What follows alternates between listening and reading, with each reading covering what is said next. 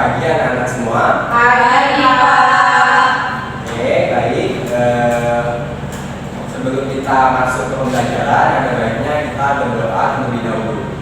Mari kita berdoa menurut agama dan kepercayaan masing-masing. Berdoa mulai. Selesai. Oke, baik. Sebelumnya Bapak absen terlebih dahulu. Apakah ada yang tidak hadir? Ini berhubung semuanya hadir pada hari ini. Ada yang masih ingat nggak? Minggu kemarin kita mempelajari tentang apa? Oke, Mutiara, silakan. Senyawa dan unsur, Pak. Oke, senyawa dan unsur. Jadi minggu kemarin kita mempelajari senyawa dan unsur. Ada yang masih ingat apa itu pengertian senyawa? Pak. Oke, Ladiana silakan. Senyawa adalah gabungan dari berbagai unsur yang memiliki perbandingan tertentu, contohnya uap air.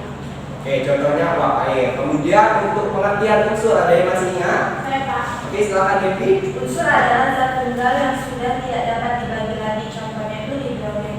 Oke, jadi kalian sudah paham ya terkait pengertian apa itu senyawa dan apa itu unsur beserta contoh-contohnya. Nah, pada pagi hari ini kita akan mempelajari topik yaitu mengenai tata nama senyawa organik dan anorganik sederhana. Adapun tujuan pembelajaran kita pada pagi hari ini yang pertama, kalian itu bisa menentukan nama senyawa kimia binder yang tersusun atas unsur logam dan non-logam. Kemudian yang kedua, kalian itu harus bisa menentukan nama senyawa kimia binder yang tersusun atas unsur non-logam dan non-logam. Jadi dua tujuan pembelajaran ini harus kalian capai di akhir pembelajaran nanti.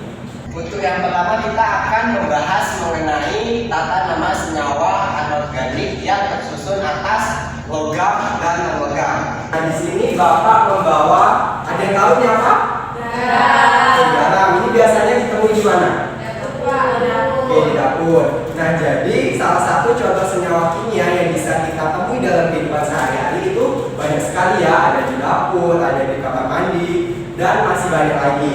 Nah, di sini kenapa Bapak membawa garam? Garam ini merupakan salah satu senyawa kimia yang tersusun atas unsur logam dan juga non-logam. Nah, untuk penamaannya dari senyawa ini akan kita pelajari pada pagi hari ini. Untuk tata nama yang pertama, penamaan itu dimulai dari nama kation logam kemudian diikuti nama anion non-logam. Ada yang masih ingat apa itu kation dan anion? Oke, silakan Eka. Kation itu yang bermuatan positif dan anion yang bermuatan negatif, Pak.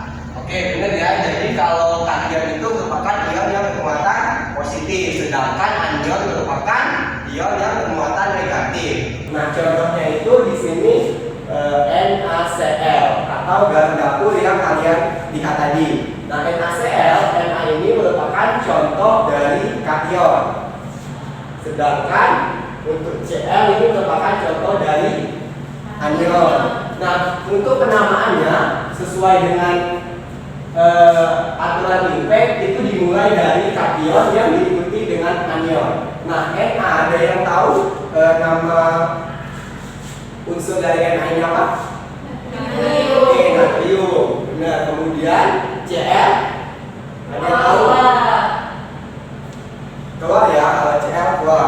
Nah, perlu diingat di sini kita perlu penambahan ida apabila tersusun dari dua logam maupun non-logam. Jadi di sini NaCl maka namanya natrium klor ditambah dengan ida. Jadi natrium klorida.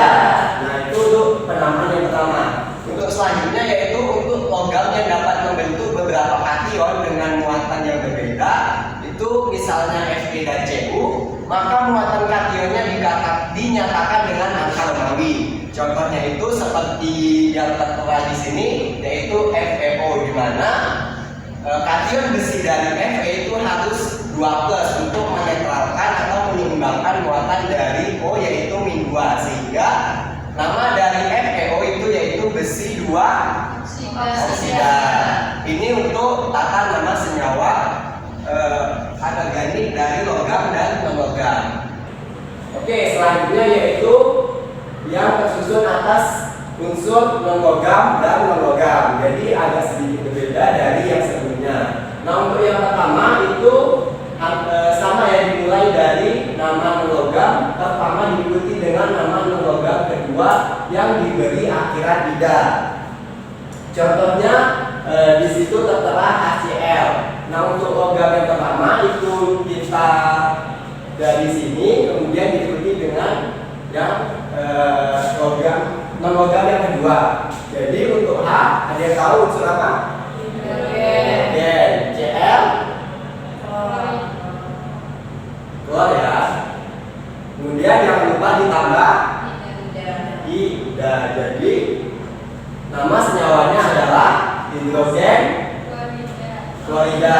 Jadi sesuai akuratif baik itu namanya hidrogen klorida, meskipun dalam kehidupan sehari-hari sering kita sebut sebagai asam klorida. Nah, untuk yang aturan kedua, jika dua jenis non logam dapat membentuk lebih dari satu jenis senyawa, maka digunakan awalan.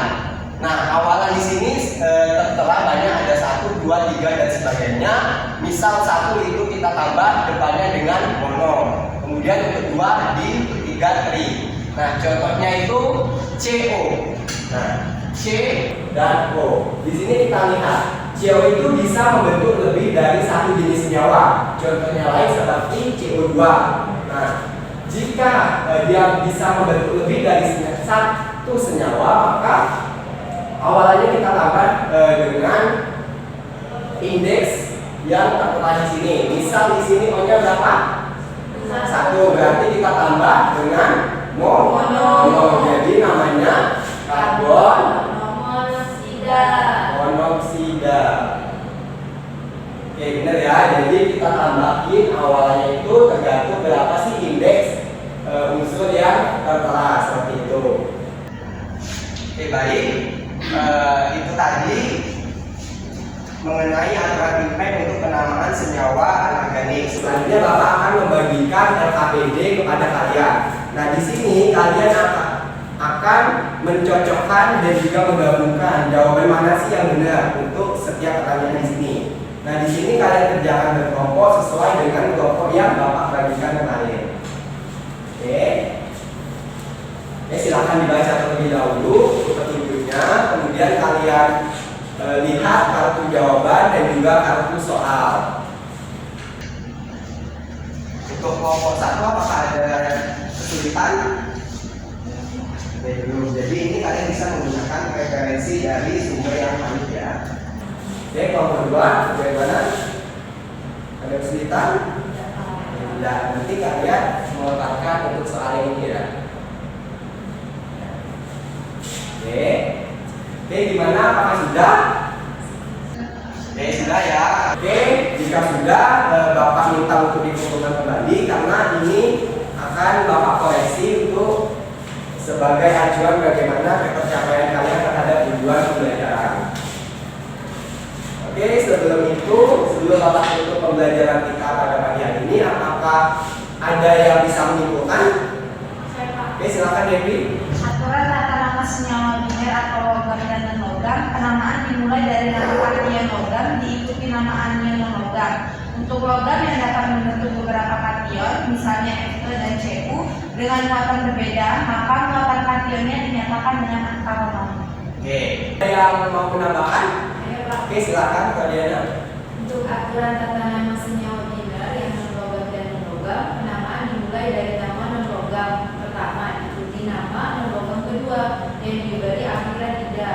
Jika dua jenis non-logam dapat membentuk lebih dari satu jenis senyawa, maka digunakan awalan Yunani sesuai dengan angka indeks dalam rumus kimianya. Oke, lepaskan ya, beri terus untuk teman kalian. Oke, jadi kesimpulan yang diberikan oleh teman kalian tadi sudah benar. Ada beberapa aturan yang perlu kita perhatikan pada saat menentukan nama senyawa, baik itu senyawa organik maupun senyawa anorganik. Oke, Bapak rasa pertemuan kita pada pagi hari ini cukup. Sebelum kita akhiri pertemuan ini, ada baiknya kita membaca doa terlebih dahulu. Berdoa mulai. Selesai. Bapak akhiri. Wassalamualaikum warahmatullahi wabarakatuh.